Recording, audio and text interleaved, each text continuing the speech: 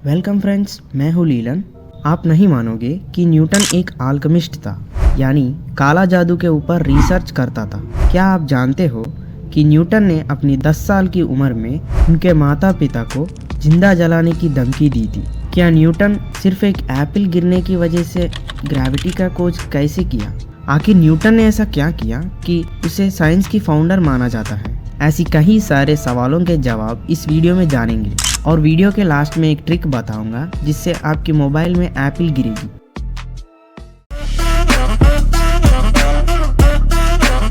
तो साल 1643 जब न्यूटन पहली सांसें लिया था, 4 जनवरी को उनके माँ हैना आइजकॉफ ने उसका नाम आइजैक न्यूटन रखा, जो उनके मरे हुए पिता का नाम था। अब हैना आइजकॉफ 3 से 4 साल तक न्यूटन की देखभाल करके न्यूटन को उनके नाना नानी के पास छोड़ के एक अमीर इंसान रेव स्मिथ से शादी करके चले गए। बचपन से ही माता पिता का साया ना होने की वजह से न्यूटन अकेलापन के बिस्तर में लिपट कर सोने लगे। अब यूके के फिट्स विलियम म्यूजियम में मौजूद लिस्ट ऑफ सेंस कहती है कि न्यूटन ने अपनी 10 साल की उम्र में अपने माँ और सौतेले पिता को जिंदा जलाने की धमकी दी थी, लेकिन उन्होंने ऐसा नहीं किया। बस उसने ऐसा ही गुस्से में बोल दिया था। उनको अकेलापन से बाहर निकालने के लिए साइंस ने उसको अट्रैक्ट किया, जस्ट लाइक ए ग्रेविटी। लेकिन इस ग्रेविटी का खोज सिर्फ एक एप्पल गिरने की वजह से हुआ? साल 1661 में न्यूटन ने अपना हाई स्कूल का पढ़ाई पूरा करके बीए की पढ़ाई के लिए कैम्ब्रिज के ट्रिनिटी कॉलेज में अपना एडमिशन लिया। वहाँ उनके पढ़ाई के समय साल 1666 में निमोनिया प्लेग वायरस फैल गई, जिसकी वजह से पूरे लंदन शहर को 18 महीनों के लिए बंद करना पड़ा। जब न्यूटन उनके घर लौट आए, तब उनके घर के आंगन में सेब के पेड़ के पास बैठा था। तभी ग्रेविटी का एहसास करने के लिए उसके आगे एक सेब गिरती है। लेकिन न्यूटन सिर्फ इस एप्पल की वजह से ग्रेविटी का खोज नहीं किया, बल्कि उन्होंने एक थॉट एक्सपेरिमेंट करके ग्रेविटी को मैथमेटिकली प्रूव किया था। और फिर आता है द ग्रेट कॉमेट ऑफ 1680।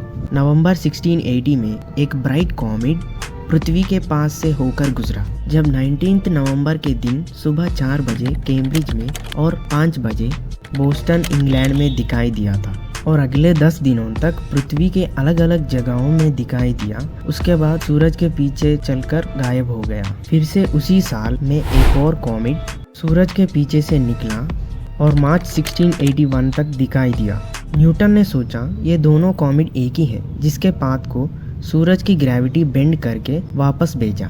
इस कॉमेट की वजह से ही ग्रेविटी को मैथमेटिकली प्रूव किया जा सका था। और फिर उसके बाद प्लेग वायरस खत्म होने के बाद कैम्ब्रिज फिर से शुरू हो गए और न्यूटन ने अपना ग्रेजुएशन 1668 में कंप्लीट किया। और उसके बाद न्यूटन उसी रॉयल सोसाइटी में एक मेंबर बन गया। और उसके बाद न्यूटन डिस्पर्शन ऑफ लाइट के बारे में रॉयल सोसाइटी को दिखाया था, लेकिन रॉबर्ट हुक नामक साइंटिस्ट उसे गलत साबित करते हुए एक रिपोर्ट लिखा, जिससे न्यूटन डिप्रेस होकर 4 दीवारों के अंदर अपने आप को कैद कर लिया।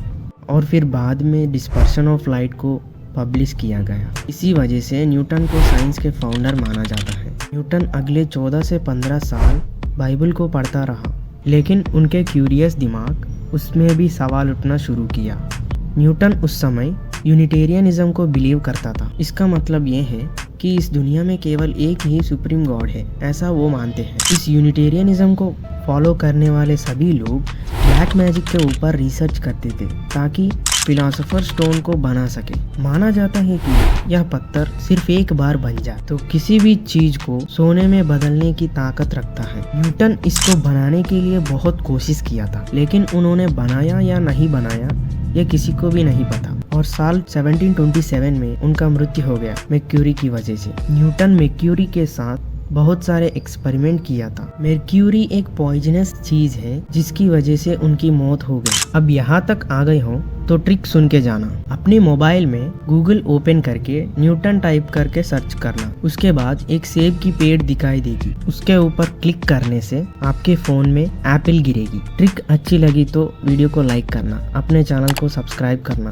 धन्यवाद।